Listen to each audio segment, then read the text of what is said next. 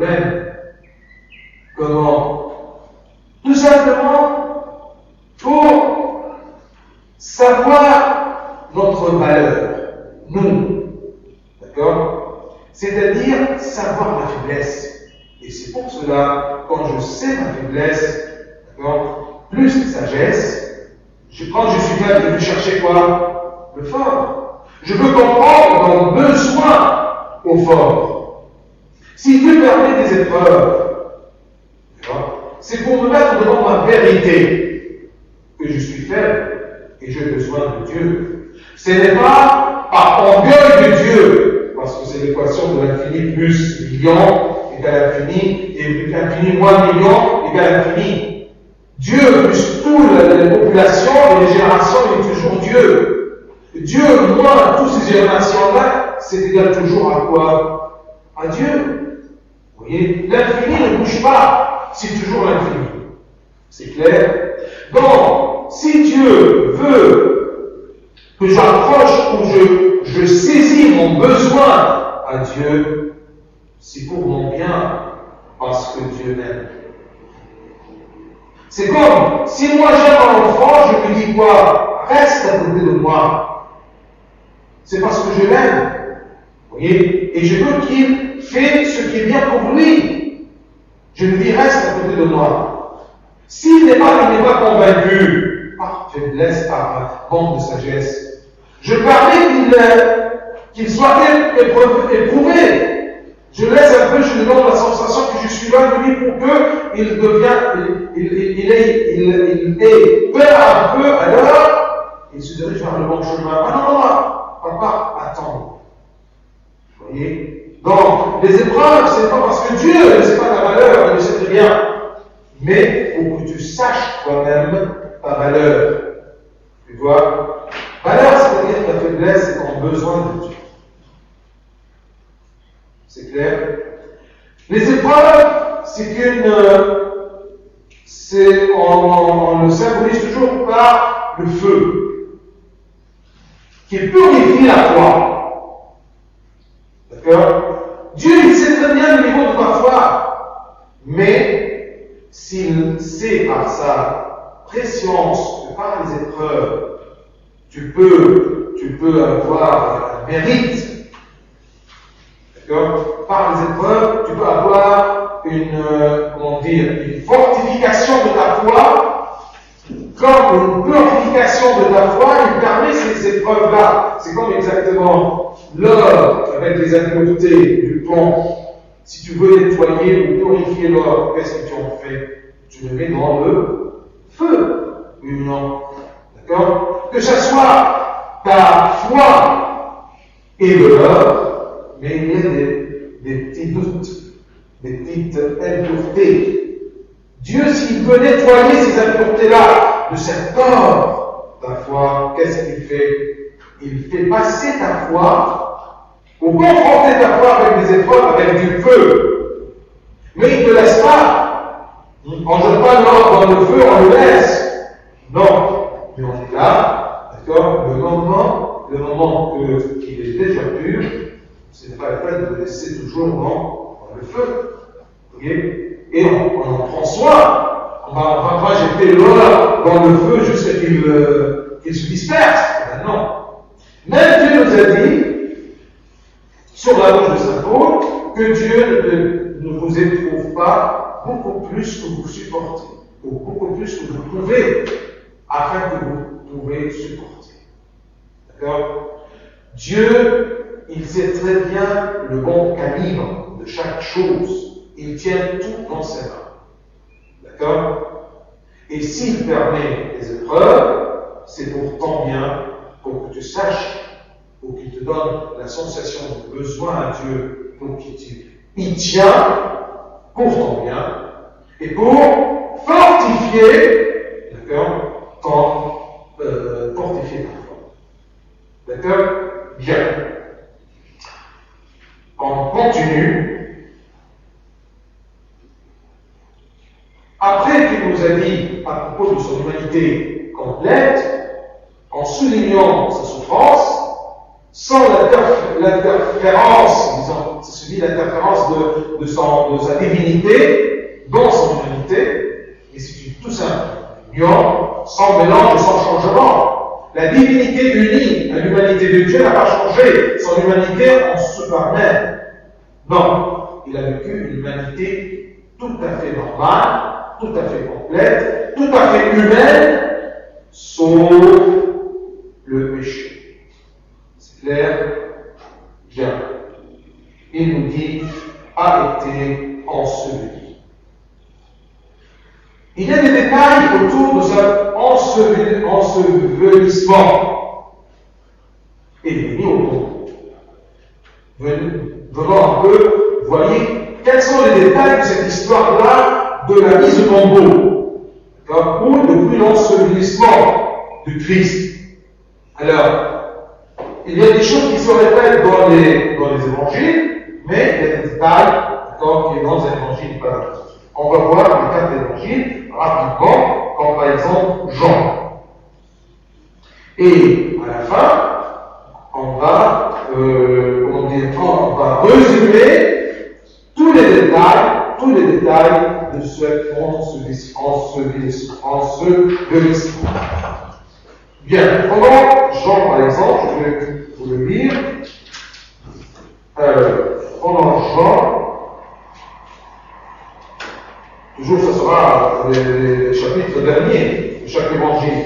Jean 19. Verset 40. Essayez de retenir le détail parce qu'on va restituer à la fin, d'accord, toute cette scène d'ensevelissement. Nicodème, qui auparavant était allé de nuit vers Jésus, vint aussi apportant un mélange d'environ 100 livres de myrrhe et d'aloès. Ce sont des parfums. Ils prirent donc le corps de Jésus et l'on veut le faire de bon avec les aromates, comme c'est la coutume d'ensevelir chez les Juifs. Il y avait un jardin dans le lieu où Jésus avait été crucifié, et dans le jardin, un sépulcre neuf, où personne encore n'avait été mis. Ce fut là qu'ils déposèrent Jésus à cause de la préparation des Juifs, parce que le sépulcre était proche. Essayez de tenir chacun, d'accord, un détail de cette scène-là. Je relis. Ils prirent, Nicodème,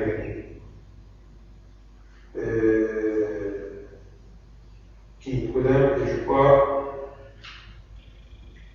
comment dire, Joseph d'Arimathée.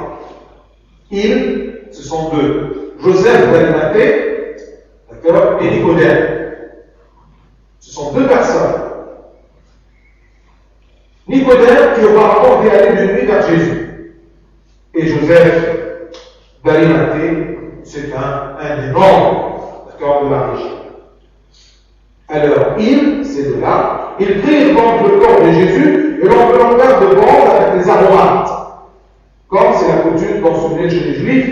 Or, il y avait un jardin dans le lieu où Jésus avait été crucifié, dans le jardin, un sépulcre neuf, où personne encore n'avait été mis. Ce fut là qu'ils déposèrent Jésus à cause de la préparation des Juifs, parce que le sépulcre était proche. Ensuite, prenons Luc. Ça sera Luc 23.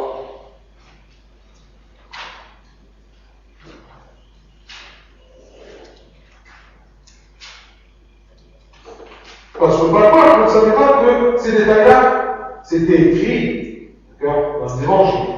Alors, Luc 23. Dernier, on va prendre le verset. Luc 23. Les femmes qui étaient venues de la Galilée avec Jésus accompagnèrent Joseph, virent le sépulcre et la manière dont le corps de Jésus y fut déposé. Et s'en étant retournées, elles préparèrent des aromates et des parfums, puis elles se reposèrent le jour du sabbat selon la loi. Il y a des femmes qui sont venues et regardé. D'accord? Ils savent très bien où on a mis le corps de Jésus. Prenons Marc.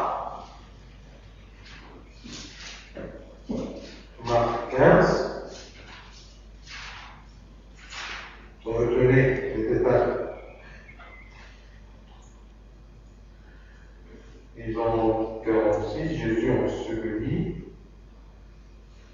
Le soir était venu, comme c'était la préparation, c'est-à-dire la veille du sabbat, arriva Joseph d'Arimathée, conseiller de distinction, qui nous vint raconter aussi le royaume de Dieu, et osa se rendre à Pilate pour demander le corps de Jésus. Pilate s'étonna qu'il soit mort si tôt, et fit venir le centenier, il lui demanda s'il était mort depuis longtemps.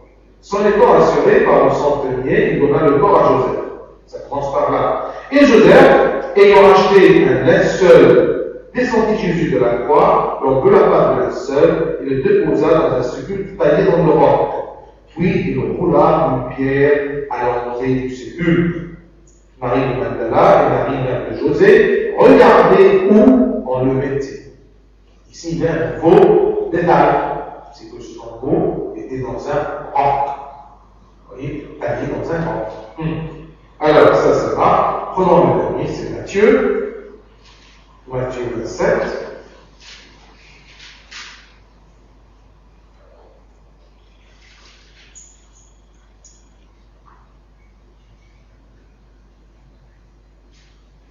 Le lendemain, qui était le jour après la préparation ici toujours, c'est la préparation de la veille du sabbat. D'accord? Alors, s'il y a même un mort qu'on doit ensevelir, d'accord? Eh bien, on doit le faire vite, avant que le rituel de la préparation commence. Okay? C'est pour cela que vous pouvez comprendre pourquoi les femmes, Marie-Madeleine, Marie, mère de José et tout ça, d'accord, ils ont préparé des enfants pour aller le lendemain, pour continuer le rituel de l'ensevelissement. Parce qu'on l'a fait en hâte. Pourquoi? Parce que c'est la loi juive. D'accord? Ils ne voulaient pas transgresser cette loi. Alors, le lendemain qui était le jour après la préparation, les principaux sacrificateurs et les pharisiens allèrent ensemble auprès de Pilate et dit: Seigneur, nous nous souvenons que cet imposteur a dit, quand il vivait encore, après 3 jours je ressusciterai. Or, que le sépulcre soit gardé jusqu'au 3e jour, afin que ses disciples ne viennent pas dérober le corps et dire au peuple qu'il est ressuscité des morts. Cette dernière imposture serait pire que la première. Pilate leur dit: Vous avez le garde, allez, gardez-le quand vous l'entendrez.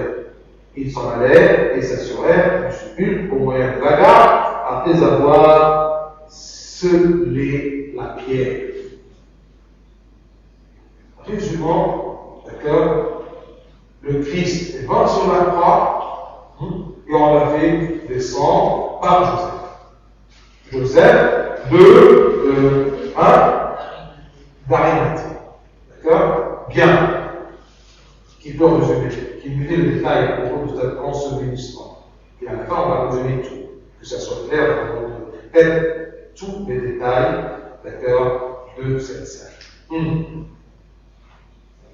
Je commence par exemple par 2 personnes.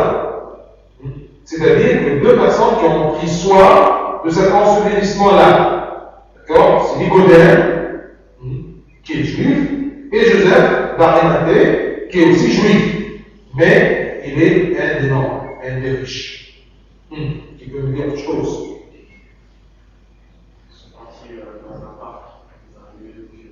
Un parc, un jardin. Oui. Dans un jardin, il y avait un sépulcre neuf. Donc l'importance ici, ce n'est pas que le sépulcre dans un jardin, mais qu'il est neuf. D'accord? Et c'est pour cela que quand on jeûne avant la communion, c'est une préparation. On va recevoir une grâce, le corps du Christ, on se prépare par le jeûne. Et aussi dans ce jeûne-là, on se rappelle toujours que je deviens, c'est comme si un tombeau et le corps de Christ va descendre dedans. Ça devait être vide et neuf. Je ne peux pas chercher un instrument neuf. D'accord? Mais la nouveauté de cet instrument, c'est quoi? C'est qu'elle est un jeûne. C'est clair? Bien. C'est un respect.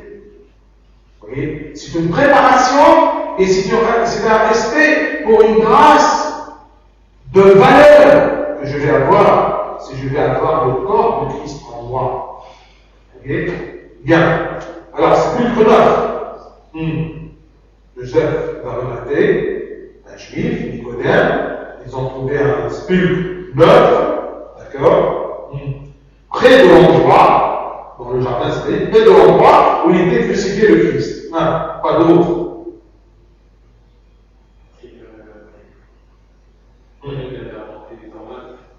Des aromates. Ils ont préparé une quantité d'aromates, d'accord, pour préparer ce corps-là d'après le rituel juif.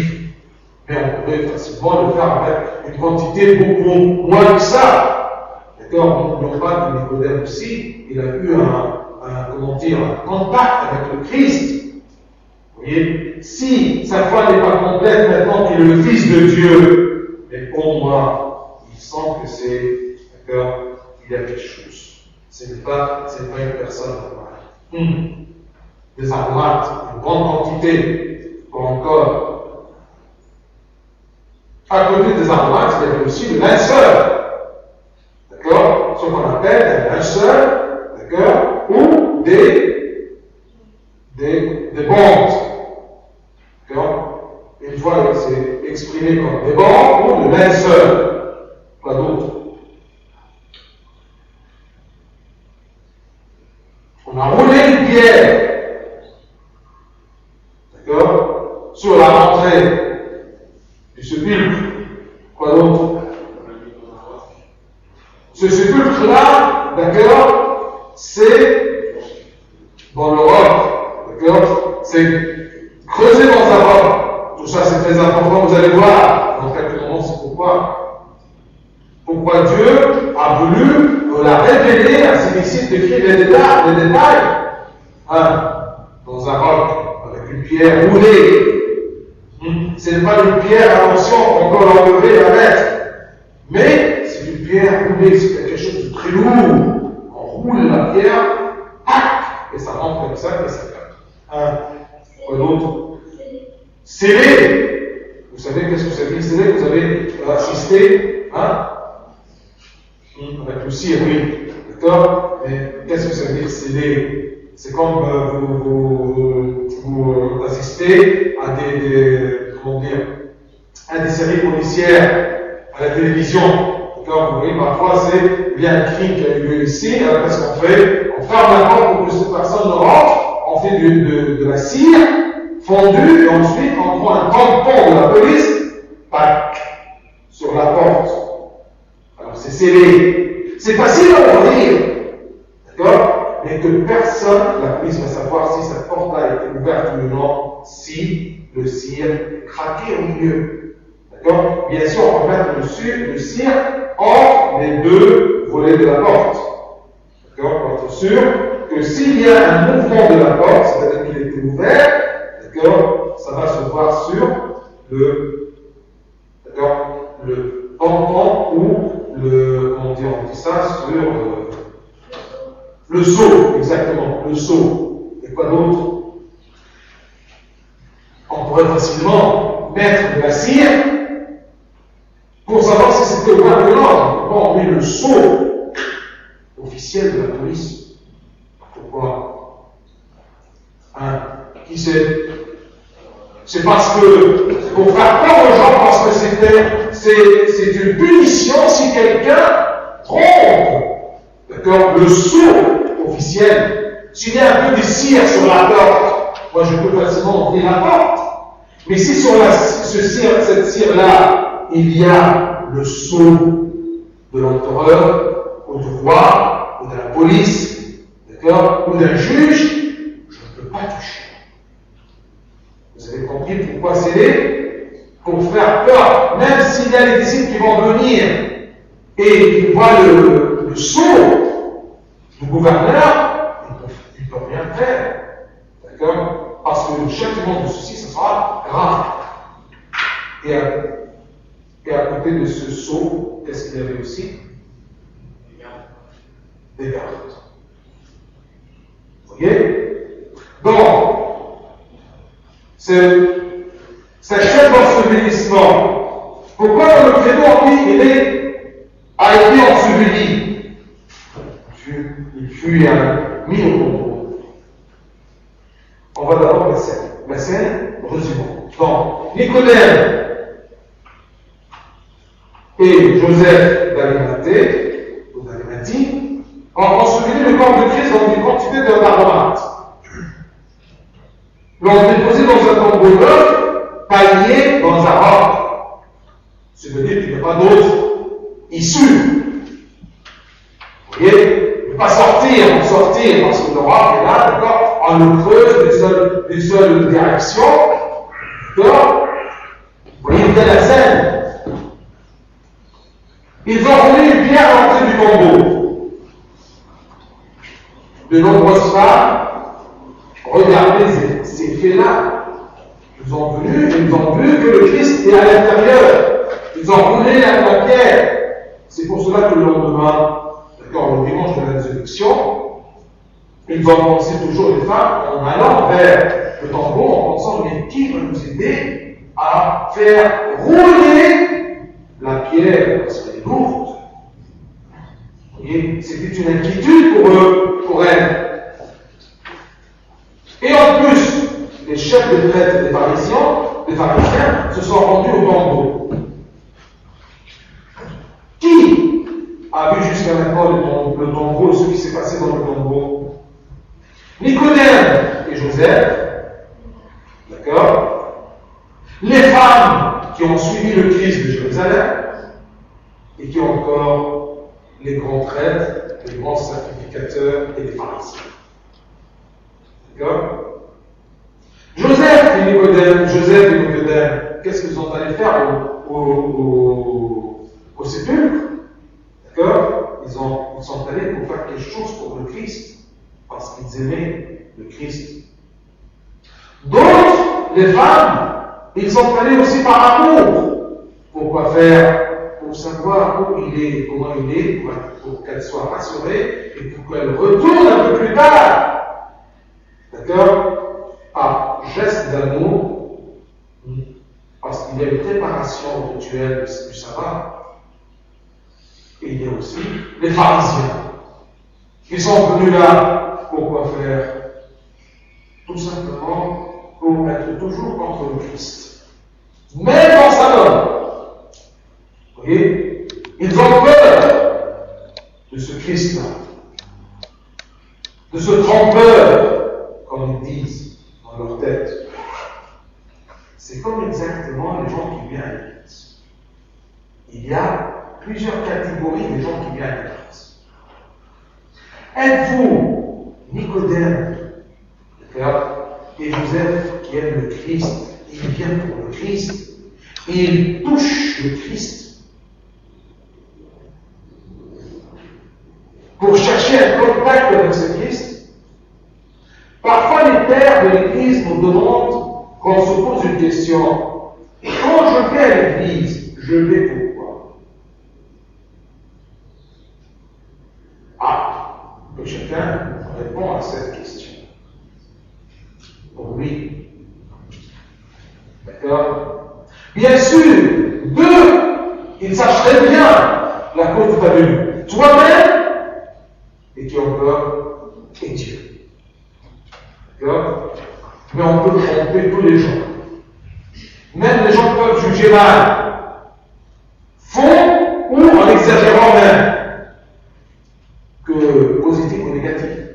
D'accord? Mais personne ne connaît ce qu'il y a dans l'homme que l'homme lui-même. Alors, posons-nous, chaque fois que je viens à l'église, je viens pourquoi? Il y a beaucoup de raisons. D'accord? Je viens parce que mes parents ils veulent. D'accord? Je viens parce que je sens que je dois venir, parce que sinon ma conscience n'est pas tranquille. Je viens parce que je vais rencontrer quelqu'un ou je veux voir quelqu'un. Je viens parce que je n'ai rien à faire d'autre. D'accord? Vous voyez? Pourquoi pas ne pas s'amuser parce que j'habite à côté de l'église et pourquoi pas? D'accord? Et il y a des gens qui viennent pour Christ. Alors ça c'est important. Vous voyez? Imaginez-vous, c'est comme un mariage, vous allez assister à cette fête de mariage, il y a l'époux, d'accord? Et il vous va rentrer, ah bonjour, je suis très heureux que vous êtes là. Ah oui, ça va, toi, oui, merci. Et tu le laisses, d'accord? Et tu cherches ailleurs. Tu as oublié même que c'est l'époux qui est le plus important personnage qui est là. Tu dois être auprès de lui, d'accord? Ou lui montrer ton amour, ton affection, ou ta joie au moins qu'il est là. Vous voyez? Vous rentrez même à l'église. À quoi vous pensez? À quoi vous êtes préoccupé? C'est important. C'est important. Donc, posez-vous la question, je viens à l'église pourquoi? Chacun il sait pourquoi. Mais à vous, on a dit non, mais on va venir pourquoi? Dites-moi, vous devrez venir pourquoi? On ne va pas chercher vous venir pourquoi, mais on va chercher, je dois venir pourquoi? Qui peut le dire?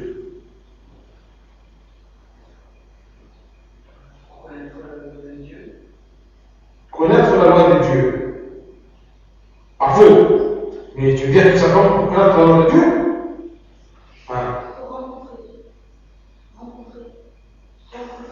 Oui, si tu veux. D'accord? Parce que tout c'est juste, mais c'est pas le but. D'accord? Si vous vous rappelez, d'accord, cette question-là a été posée par Ambatados, une fois ici, à cette place-là. Pour connaître la loi de Dieu, pour rencontrer Dieu, et je vous taquine, vous pouvez connaître la loi de Dieu en lisant la Bible, d'accord, à la maison. Tu peux le rencontrer tout simplement en venant à la maison.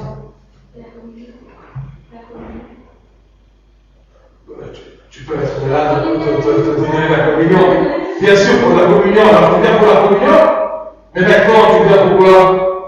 Mais la communion n'est pas là, elle n'est pas aujourd'hui la communion. Eh bien, mademoiselle, désolé, c'est fermé.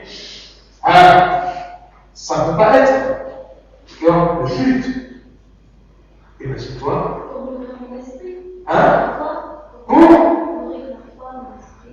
Pour nourrir ma foi. Toujours toi. Dieu. Pour Dieu. Tu viens pour Dieu? Maintenant, je pose la question, et à la fin, on va décider. D'accord? Tout ce qu'on dit, ce n'est pas faux, mais ça ne peut pas être pour ceci que je viens. Oui. C'est le seul endroit que.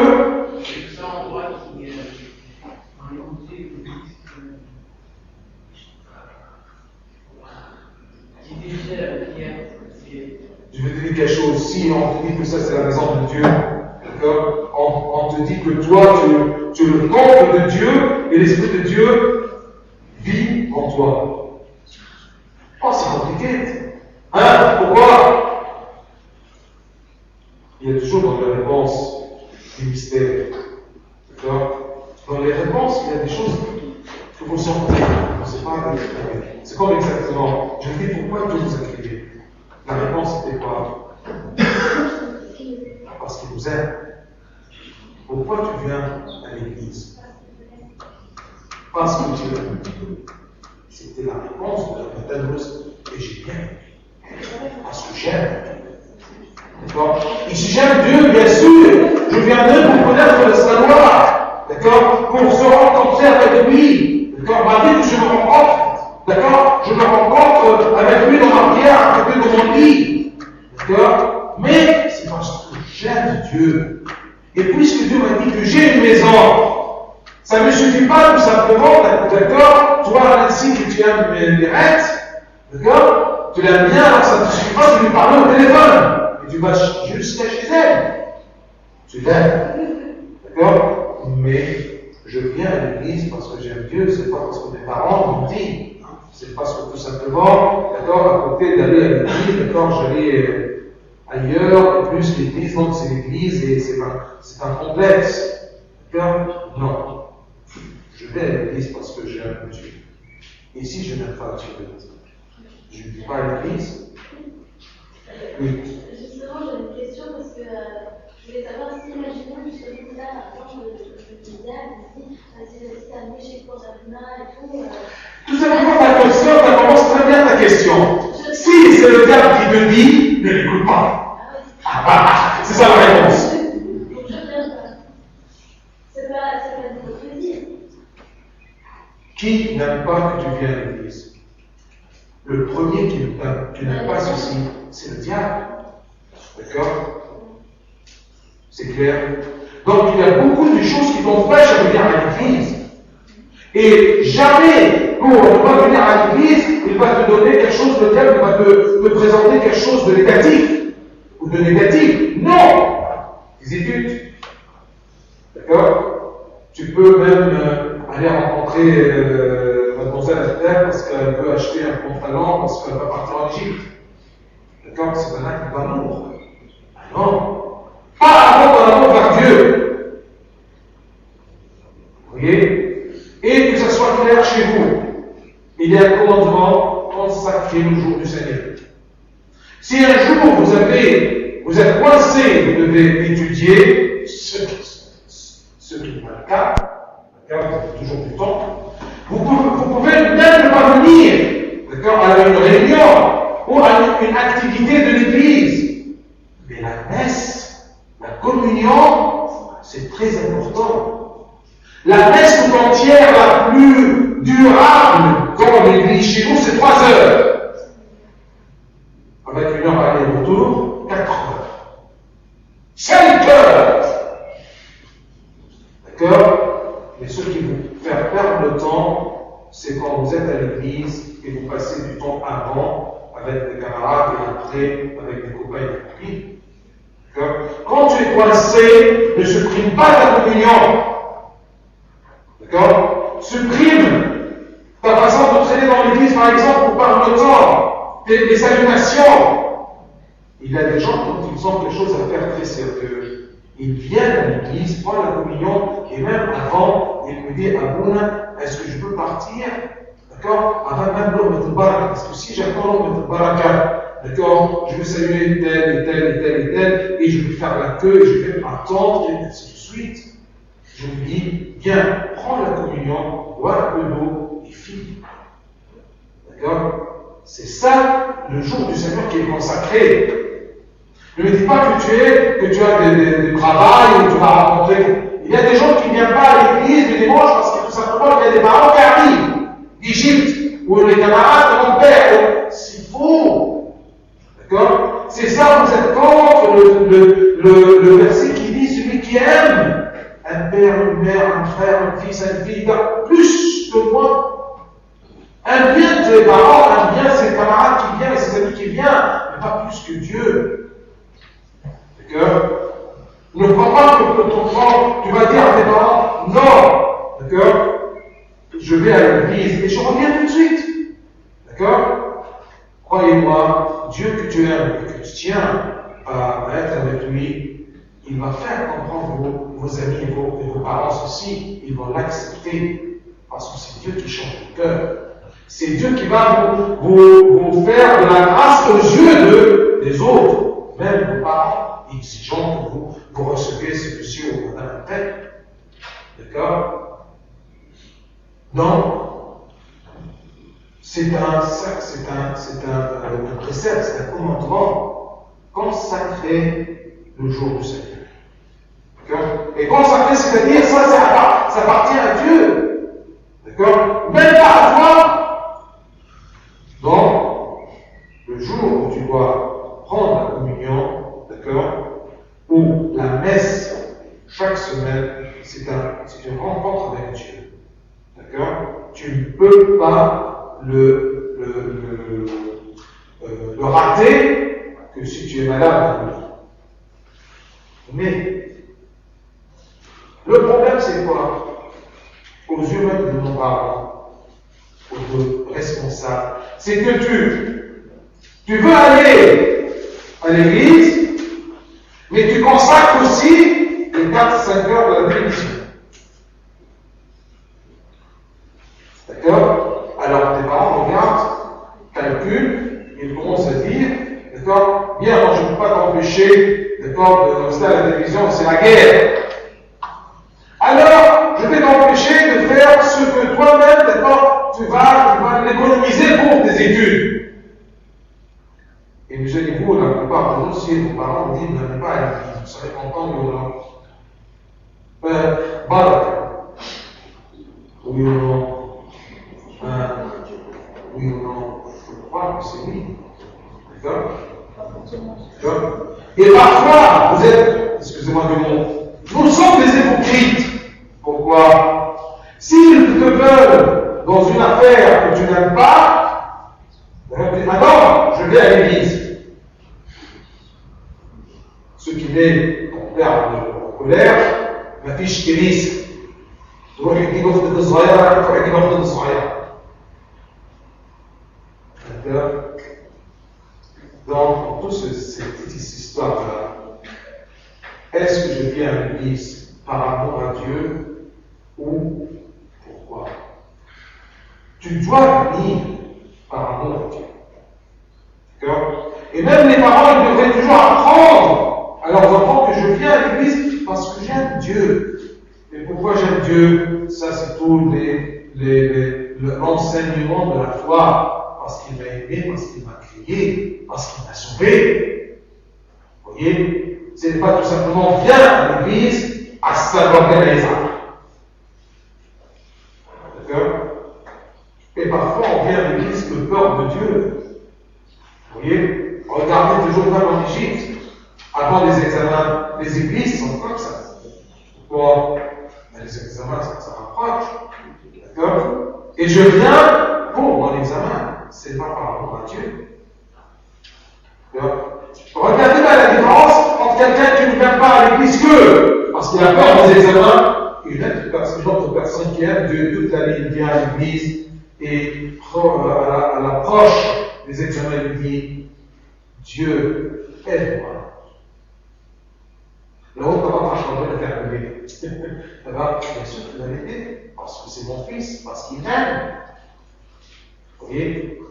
Et celui qui aime Dieu aussi, il est honnête dans ses études, ainsi de suite.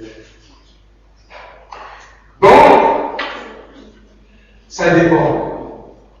Ces gens-là qui sont allés au tombeau de Christ, ils vont pourquoi? Est-ce que c'est comme pour les femmes pour regarder? Tu viens pour t'amuser de regarder les gens et ce qu'Amoun a fait.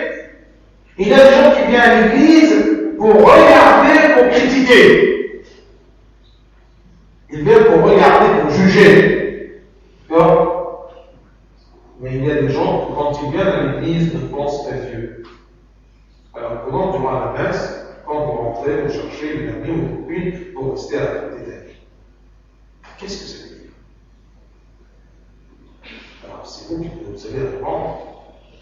Si tu viens par amour à Dieu et pour te concentrer avec Dieu, pourquoi tu te mets à côté de quelqu'un, d'accord, une copine ou un copain, pourquoi? 3 points de suspension. Ça t'encourage? C'est quoi? Aux yeux de lui, ça sera quoi? Ça ne veut pas dire que tu rentres alors que tu es par hasard à côté de ta copine ou alors quand je dois sortir, je dois partir. Non, ne s'agirait pas. Il y a des gens, d'accord, quand ils rentrent dans l'église, d'accord, ils sont aussi de la croix, ils commencent à dire à notre Père, réciter notre Père, en regardant toutes les têtes, qui est là, oui, je dis là, ah oui, oh, Madine, elle est là, bien. Quand j'ai terminé, il joue comme une flèche à côté de moi. Qui vous regarde? C'est Dieu. Trompez tous les gens. D'accord? Mais Dieu qui connaît, d'accord, ce qu'il y a dans votre cœur, qui sonde, d'accord, votre cœur, il sait, vous voulez pourquoi. Méfiez-vous de ces péchés-là. Parfois, on le fait sans faire attention. Mais Dieu regarde, et il est triste. Pourquoi ces détails?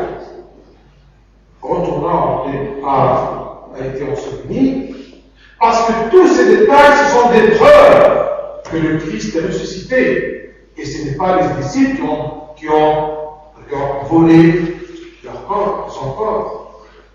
Vous voyez? Que Comment des disciples, ces disciples-là qui sont des pêcheurs de poissons, aussi naïfs aussi, qui ont peur, ils peuvent venir la nuit, faire du bruit avec les gardes, en présence des gardes. Et vous savez, les gardiens romains, ce ne sont pas des enfants, hein, d'accord?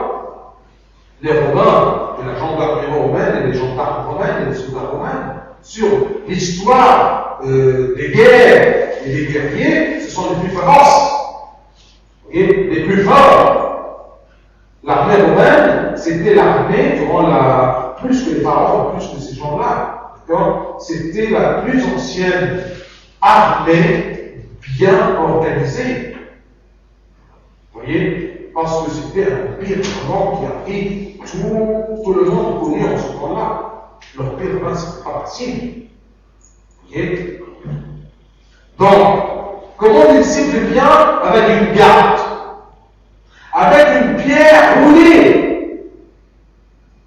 Vous voyez? Et une pierre roulée que 3 femmes ou 4 femmes se posaient la question de comment on va faire bouger cette pierre-là.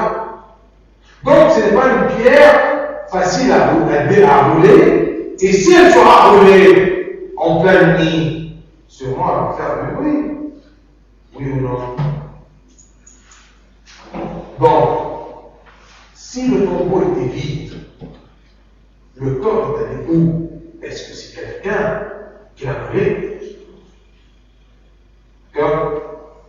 Comment tout simplement, les soldats, bien sûr, les gardiens, ils ont dit qu'ils ont entendu un bruit énorme, comme un tonnerre, d'accord? Et ce sont des anges qui sont descendus du ciel pour rouler la pierre. Est-ce que les anges ont roulé la pierre, ils ont fait rouler la pierre pour aider le Christ à ressusciter? Non. Pourquoi les anges ont roulé la pierre?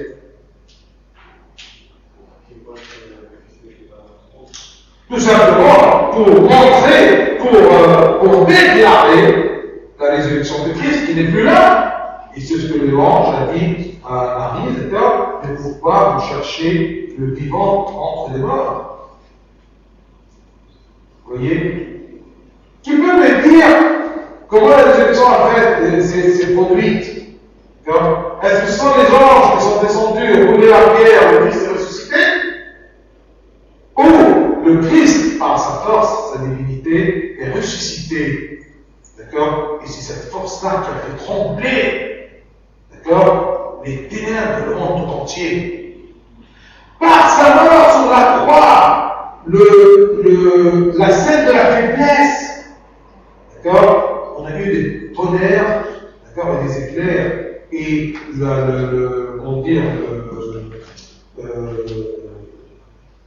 rideau, disons, d'accord, du temple est divisé. D'accord? Alors, par sa mort, a eu ce tremblement de terre.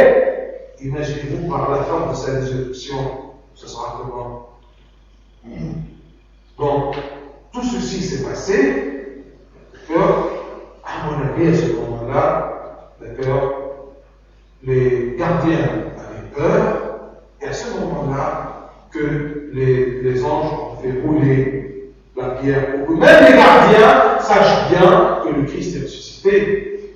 Ensuite, ils sont allés en peur, avec leur peur, pour dire aux Juifs que, d'accord, il est ressuscité. Ils leur ont dit, dites que tout simplement ce sont ces disciples qui sont venus la nuit, ils ont pris le corps de Christ.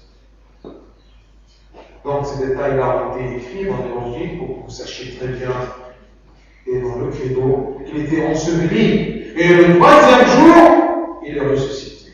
Il y avait des témoins, tous ces femmes, Nicodème, Joseph, et même les pharisiens, et même les grands sacrificateurs qui ont vu qu'il était enseveli dans ce tombeau-là, avec une pierre roulée sur l'ouverture, dans un roc, scellé avec les gardiens qui sont là.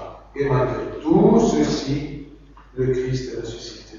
On ne peut pas dire, comme c'est répondu par les Juifs jusqu'à maintenant, que le corps de Christ était volé par les disciples. D'accord? Il y a un petit argument qui dit, mais ils ont pris le corps de Christ et on l'a mis où? D'accord? Où le corps de Christ? D'accord? Mais il y a d'autres choses plus graves que ça, c'est simplement la pierre, le sceau et les quartiers. Oui? Merci de ressusciter. Il est monté aux cieux. Parce que comme il y a l'ascension, du coup, Ah non, l'ascension, attention, l'ascension de Christ était 40 jours plus tard. Parce que n'oublie pas, nous on dit il est monté aux cieux, et tout ça je vous ai dit, attention, est-ce que le Christ, par sa divinité, il a besoin de monter ou de descendre? Mais il est partout.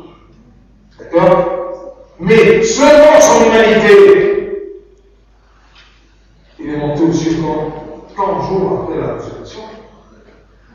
Oui ou non? Tu vois? Donc si quelqu'un te pose cette question-là, ou tu te poses cette question-là, et maintenant, il est ressuscité 40 jours après la résurrection selon son humanité. Non. donc il était où? Hein? Il était où? Il faisait les magasins. Il était où? Aux cieux. Et lors de la résurrection, il était là-haut. Il est juste devant nous. Il est venu. Mais avant les élections, il était où? Il était partout. Selon sa divinité. Précis quand tu poses la question, selon quoi? Selon son humanité. Alors, quand il est ressuscité, il est allé où? C'est comme un qui a dit, il est allé pour chercher des amis parce qu'il était sans amis. N'oublions pas qu'il était ressuscité avec un corps glorifié. D'accord? Il a dit à Marie quoi? Va, dis à mes frères qu'ils passent de Galilée avant moi. Là-bas, ils me verront. Oui ou non? Ensuite, c'était aussi que plusieurs, il a rencontré beaucoup de gens. D'accord? Il est rentré pour les disciples qui étaient enfermés chez eux. Oui ou non? Mais entre-temps, il était où? Il n'a pas écrit son. Sûrement, il était parmi. Parce que pour vous, vous pensez d'une façon qui est très, très matérielle. D'accord? Vous voyez, il est apparu maintenant chez les disciples, après pour les Emmaüs. D'accord? Les disciples d'Emmaüs. Mais entre les deux, il y a un quart d'heure, il y a une heure, il était où? Est-ce que Dieu, même selon sa divinité, cette divinité glorifiée, d'accord? Est-ce qu'il est limité par le temps et par les endroits et par Dieu? Non, mais parce qu'on dit tout le temps qu'il est monté aux cieux lors de l'ascension, c'est pour ça que. Selon sa divinité, oui, mais toujours, selon sa divinité, selon son humanité, il était sur terre, parmi ses disciples. Durant 40 jours, il était en train d'apparaître à ses disciples. Oui ou non? Mais entre chaque apparition et l'autre, aux disciples, il était où? Je ne sais pas plus. C'est comme le genre de question, quel était le nom de l'enfant prodigue. D'accord? Oui. J'ai une question. Si Jésus l'a ressuscité avec son corps, c'est-à-dire que là, au paradis, c'est son âme ou c'est avec son corps? Non, attention. Là, ne mélange pas les termes. Le Christ est ressuscité avec un corps glorifié. Qu'est-ce que c'est un corps glorifié? Un corps glorifié, c'est un corps transformé, d'accord, dans un état qui n'est pas limité par le mur ou c'est comme il est rentré par la porte, tous ces trucs-là. D'accord? Parce que c'est le même corps qu'on va avoir dans notre résurrection. Parce qu'un corps avec cette densité de poussière, il ne peut pas monter aux cieux. Mais, après sa résurrection avec un corps glorifié, il a traversé la rentrée dans une salle et les portes sont fermées, et en même temps, il a permis qu'on peut le toucher. C'est ça le mystère dans cette affaire-là. Pourquoi Dieu a fait ceci? Pour prouver à ses disciples seront des témoins de sa résurrection, qui n'est pas l'esprit. Parce que pour des êtres humains, un corps glorifié, c'était quelque chose de nouveau. Ça n'a eu lieu ni dans l'Ancien Testament, ni dans le Nouveau Testament, où on a vu quelqu'un qui est ressuscité, d'accord, avec un corps glorifié. On aurait dit rapidement que c'est un esprit, oui ou non. Mais Dieu a voulu tout simplement que ses disciples témoignent de sa résurrection. Parce que la résurrection, ce n'est pas comme tous les gens qui sont morts et leur esprit, d'accord, sont séparés de leur corps et leur esprit, eh bien, il existe toujours. D'accord? Parce que l'esprit ne meurt pas. C'est le corps qui meurt. C'est clair? Si toi tu te composes de âme, d'esprit et corps, d'accord, ton esprit ne meurt pas. La mort, c'est la séparation entre l'esprit humain et le corps humain. D'accord? Et toutes les créatures, sauf l'homme, se composent de corps et d'âme. Mais le terme est utilisé faux. On croit que le chien, l'esprit de mon chien. Non, le chien n'a pas d'esprit. Vous voyez? Parce que l'esprit, c'est ce souffle de Dieu qu'il a fait dans la poussière, dans la terre, quand il a créé l'homme. Et quand il a créé les plantes et les poissons et les animaux et toutes ces créatures, il n'a pas soufflé, ils n'ont pas d'esprit, ils ont un âme. Une âme. C'est clair? L'homme a une âme, un corps et un esprit. Mais nous, la façon de dire, on mélange entre âme et esprit. D'accord? On dit que le chien a un esprit. Non, il a une âme. Comme la plante a une âme. L'âme, c'est tous les sentiments, tous les convoitises, tous les instincts. Vous voyez? La plante a des instincts. C'est comme par exemple les vignes vierges qu'on appelle, d'accord, qui grimpent, les plantes grimpantes. D'accord? Si tu lui mets un bâton de l'autre côté, elle va se diriger vers ce bâton. Ou non? Le tournesol qui tourne selon le soleil. Vous voyez? Elle a une âme. D'accord? Cette plante, elle vit. D'accord? C'est clair la différence? Donc, le Christ est ressuscité avec un corps glorifié. Mais, c'est un cas spécial qui a permis à ce corps glorifié, d'accord, d'être palpable. Et il a mangé avec ses disciples pour un seul but. Ces disciples-là, qu'ils soient sûrs de sa résurrection lui-même. Ce n'est pas un esprit qui a quitté son corps. C'est clair? Bien. Autre question.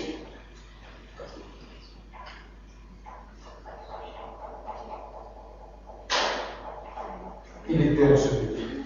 Vous savez maintenant les détails de cet ensevelissement-là et la preuve, d'accord, que le Christ est ressuscité. Ce n'est pas un Christ, un corps qui est mort dans le sepulcre, et les disciples sont venus pour le dérober, pour le. Oui. J'ai une question, mais c'est hors sujet. Oui. En fait, quand on dit que Dieu, il sait tout sur nous, et il sait ce qui va se passer dans l'avenir, comment on peut expliquer que, par exemple, si par exemple il y a une personne qui fait une erreur, comment on peut dire, enfin, on sait que Dieu, il sait que nous, on allait commettre cette erreur. Mais est-ce qu'on pouvait l'empêcher, cette erreur, si Dieu, il sait que nous, on allait la faire, cette erreur? Si Dieu t'empêche à faire quelque chose, d'accord, tu n'es plus libre. Tu n'es plus créé à son image. D'accord? Mais nous, dans notre langage, comme enfant de Dieu, on dit que Dieu garde-moi et empêche-moi de commettre le faute. Comment peut Dieu m'empêcher? D'une façon avec laquelle il peut garder toujours ma liberté. C'est le conseil. C'est qu'il te dit, attention, par ta conscience, d'accord, par ce que tu connais, d'accord, par à mon activité vient sur ton chemin. D'accord? Par l'Esprit de Dieu qui est en toi. D'accord? Qui te commence à te teaser en te disant, pas chez nous. D'accord? C'est clair? Il y a des moyens où il sonne l'alarme. C'est comme ça que Dieu nous empêche. Mais c'est toi toujours qui décides. Tu vas t'arrêter, oui ou non. Oui, mais en fait, le truc, c'est que si Dieu sait que nous, on allait faire ça, comment nous, on peut l'empêcher? C'est-à-dire que si on... Ah non! Non, mais je veux dire que si on... S'il y a une différence, il y a une différence entre Dieu sait ce que tu vas faire et c'est lui qui te pousse à le faire. Si Dieu ne t'empêche pas par force, ça ne veut pas dire qu'il t'a poussé à le faire. Le problème, c'est ta liberté. Repose la question si ce n'est pas la bonne réponse. Non, mais en fait, ce que je ne comprends pas, c'est que si, par exemple, on dit que Dieu, il sait tout. Oui. Il sait que, par exemple, imaginons demain, il sait que je vais aller à l'église. Ouais. C'est-à-dire que je peux pas me parler à l'église s'il... Ah non! C'est ça être Dieu. Sa connaissance, sa préscience, d'accord, n'interfère jamais avec ta liberté. Tu vas me dire, mais si Dieu sait que je vais à l'église, je ne peux pas changer. Il sait même en avance, c'est ça être Dieu, tu ne peux pas le comprendre. Tu sais qu'il y a un frère qui a expliqué ceci en disant quoi? D'accord? En disant que Dieu, pour la vie et pour le temps, c'est comme un point qui regarde un trait. D'accord? Alors, ce point-là, il voit tous les traits, tous les points du trait, parce que le trait, c'est quoi? Ce sont des points. D'accord? Alors, Dieu vis-à-vis au temps, il est comme un point. D'accord? Qui regarde un trait. Alors il sait, en même temps, il voit tous les points du trait. Tu comprends ça? Non. C'est le problème. Ah, mais c'est trop compliqué parce que si on dit que Rabbana alam ou Ça, c'est une façon grossièrement d'exprimer ceci. On en parle parmi les gens, d'accord? Tu vois? Il y a un seul. Moi, je vais tuer, d'accord, Michael. Mais ربنا عارف ان قطب هتعمل كده. Et alors? يعني ما ينفعش ان قطك ما تعملش كده. Là, il sait. Il sait comment. Là, une minute. Il sait en avance. D'accord? Il sait tout en avance. C'est-à-dire, il sait que tu vas penser à le tuer. Ensuite, douter un peu et avoir peur et tu changes d'avis. Et ensuite, tu vas avoir la décision terminale que tu vas le tuer. Mais il sait qu'en allant te tuer, il y a un policier qui passe. Alors tu vas changer pour remettre ceci. D'accord? Tu vois, il sait tout. Mais est-ce qu'il a empêché ou il t'a poussé à faire quelque chose? Non, mais ça, je sais qu'il ne nous empêche pas. C'est parce qu'on est libre, on sait Oui. ce qu'on va faire. Mais s'il sait qu'on va faire ça, comment nous, on peut l'empêcher s'il le sait automatiquement que ce jour-là... Comment empêcher qui? Empêcher qui? Bah, empêcher cette personne-là. Toi, tu l'empêches pas, Yaron? Non, mais... Hein? C'est compliqué. Non, mais... Tu crois que la préscience de Dieu, d'accord, met en prison, d'accord, ce que tu as pensé une fois que tu vas faire. C'est-à-dire, une fois que tu pensais que tu vais tuer Michael, Dieu le sait, tu ne peux pas changer. Mais nous, notre but, c'est pas d'empêcher, justement. Comment empêcher Ah non, c'est pas la question.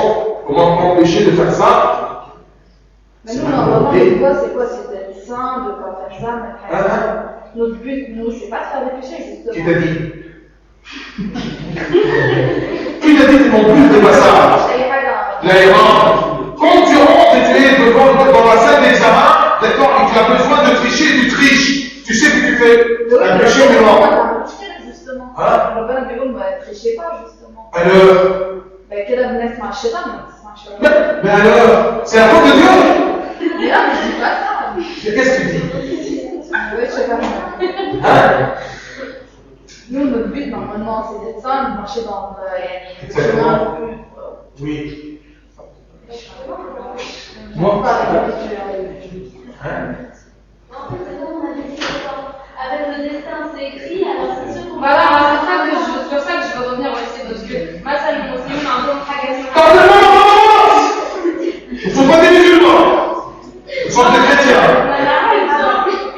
Maman, on n'a pas les destins.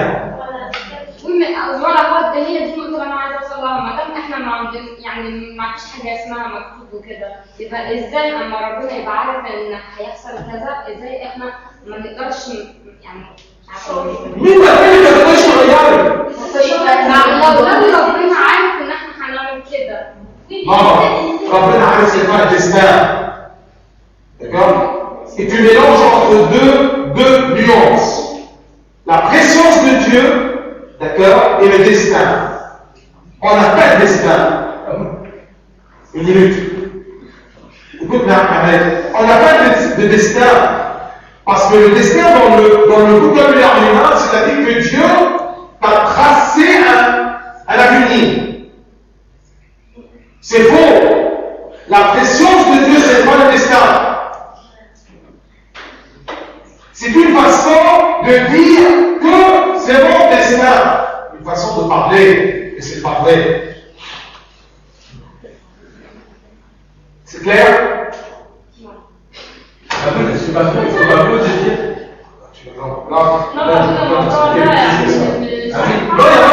Parce que tu es bloqué sur une nuance. Or, préscience de Dieu, عارف كل حاجة وعارف أنا هعمل إيه بعد 20 سنة. Donc ça c'est le destin. Non, ce n'est pas le destin. Parce que le sens d'un destin, d'accord, c'est-à-dire que la préscience de Dieu t'empêche de changer.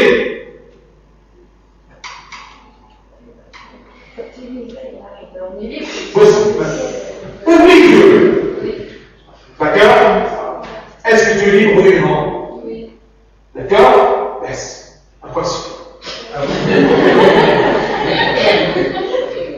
L'instinct, parce qu'il y a ici un mystère, tu n'arrives pas à comprendre quelle est la relation de Dieu à tes sciences, d'accord, et ce que tu fais. D'accord? Une fois que Dieu a su les choses avant de te créer, c'est-à-dire que tu n'as pas le droit de changer. Mais c'est ça le mystère de la divinité. Que moi, comme être humain, je ne peux pas t'expliquer. Et toi, tu ne peux pas le saisir. On ne sait pas ce rapport-là de préscience. D'accord? Non. Si on dit que Dieu, il connaît notre destin, mais il ne le fait pas. C'est-à-dire, il ne fait pas le destin, mais il le connaît. Si tu veux. Il connaît notre destinée, il connaît le point final. D'accord. J'aime bien ce terme. Marais.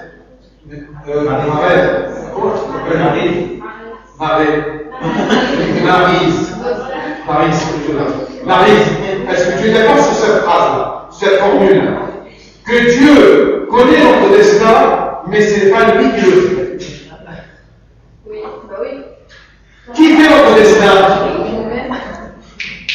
Qui fait notre destin?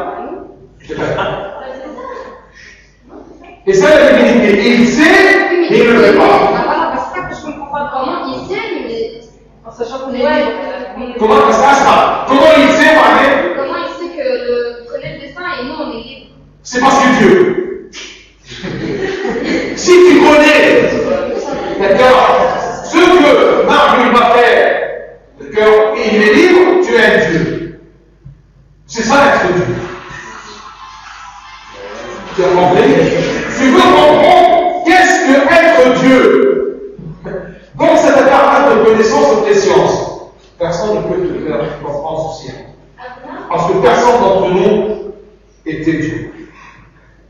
Parfois, tu rentres dans un passe, d'accord, rationnel. D'accord? Tu veux comprendre des choses divines d'une façon humaine. Non. Dieu nous révèle des choses, mais on ne peut pas savoir le technique, le mécanisme de la divinité. C'est pour cela que le point et le trait, tout ça, d'accord, c'est un peu la géométrie de l'espace. D'accord? Tu n'arrives pas à voir que ça ne fait rien. D'accord? Mais, toi, tu ne vois que cet événement-là. Tu es un trait vis-à-vis le monde, pour toi, c'est un point. D'accord? Alors, toi, tu ne vois qu'un point. Dieu, vis-à-vis au monde, il est un point pour un trait. D'accord? Mais, je retourne à préciser ce que Mario a dit. D'accord? Cette formule, elle est très bonne. D'accord? Que Dieu connaît notre destin, mais ce n'est pas lui qui l'a fait.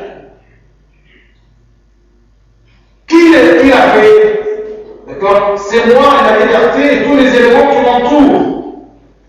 Quelle est la relation de connaître mon destin et changer mon destin? Mais si tu changes ton destin, ce n'est plus un destin.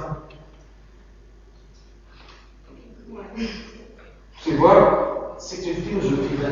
Tu vas rentrer dans des choses, d'accord, tu n'arriveras pas à la résoudre. Une seule chose, tu es libre, d'accord, laisse tomber la pression de Dieu. D'accord? Parce que tu ne peux pas le comprendre, parce que personne dans ton monde était vieux. D'accord? Parce que toi, tu mesures la préscience divine avec ta préscience à toi, tu ne peux pas imaginer au-delà de ta préscience. Tu vois? Tu compares la préscience de Dieu sur le long des siècles avec ta préscience à toi comme être humain, comme un point qui regarde un point. Non, on ne compare pas ça. C'est pour cela que tu n'arrives pas. Oui. J'avais donné un exemple l'autre fois quand on avait déjà traité ce sujet. C'était le père qui voit son fils qui va se brûler les doigts. Il lui dit ne brûle pas. Il sait qu'il va se brûler, qu'il va avoir mal, qu'il va pleurer, etc. Mais le fils le fait quand même. Il aurait pu écouter son père X conseil et il ne l'a pas fait. Donc... Ça, c'est un exemple, mais ça ne colle pas 100%. Et tu vois, parfois, parfois des choses divines, on essaie de voir des symboles ou des métaphores pour l'expliquer, mais ça ne coïncide pas 100%, ça ne marche pas. D'accord? On essaie de rapprocher ces faits, d'accord, et ces vérités divines, d'accord, à notre raison limitée. D'accord? C'est comme je vous donne un exemple, je vous dis quoi? L'Esprit Saint a survolé la Vierge, d'accord, et elle était enceinte. D'accord? Et Dieu lui a dit ça, sans connaître un homme. Oui? Tu peux m'expliquer comment? Et c'est écrit, il est grand le mystère de la piété. Dieu s'est apparu dans la chair. Oui, je sais que l'Esprit Saint est venu dans le sein de la Vierge Marie, elle était enceinte. Mais comment? Un homme et une femme, tu peux savoir tous les détails. Oui ou non? Sous le microscope. Oui ou non? Et tu peux expliquer, d'accord, le mécanisme. Mais tu as su quelque chose de ce mystère-là. D'accord? De Christ, né de la Sainte Vierge. Mais est-ce que tu connais le mécanisme? Non. Donc c'est un mystère. Et c'est ça la différence entre un sacrement et un mystère. D'accord? Ce qu'on va l'expliquer il y a 2 fois. D'accord? Il y a la différence entre un secret et un mystère. Quelle est, Marie, quelle est la différence entre secret et mystère?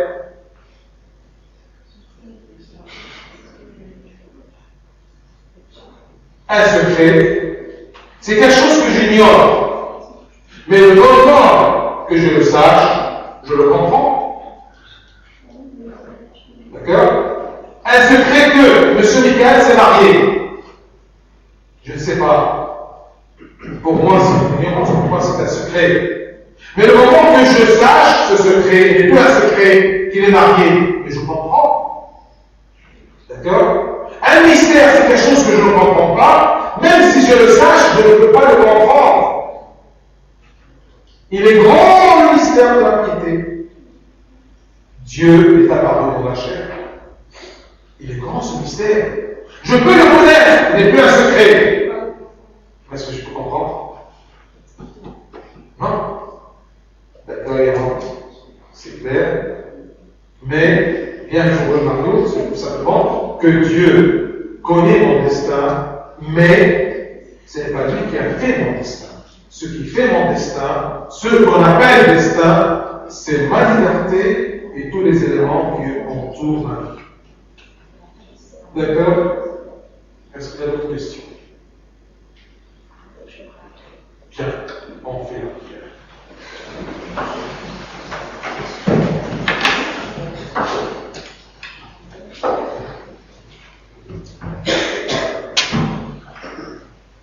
Moi, j'aime bien le genre de ces questions-là de Maryse parce que tout simplement, je suis sûr que ce qu'elle pose comme question, ça se trouve toujours dans les cœurs et la pensée de beaucoup d'entre nous. D'accord? La différence entre les autres et Maryse, c'est qu'elle a eu le courage de le dire. D'accord? Nous sommes là pour apprendre. D'accord? Pour vraiment montrer, exposer les pensées de nos cœurs pour apprendre. C'est clair? Moi, tant que je peux, j'explique. D'accord? Il y a des choses dans vos cœurs que moi je ne peux pas les connaître toutes. Donc, s'il vous plaît, ne pensez pas qu'est-ce qu'ils vont dire de moi. Non, ce que tu as comme des questions qui te paraissent bêtes, eh bien, que ce soit la réunion des questions bêtes. C'est clair? On ne veut pas des questions intelligentes, on veut des questions bêtes. C'est clair? Bien. Au nom du Père, du Fils et du Saint-Esprit, un seul Dieu, Amen. Prions tous ensemble, page 47.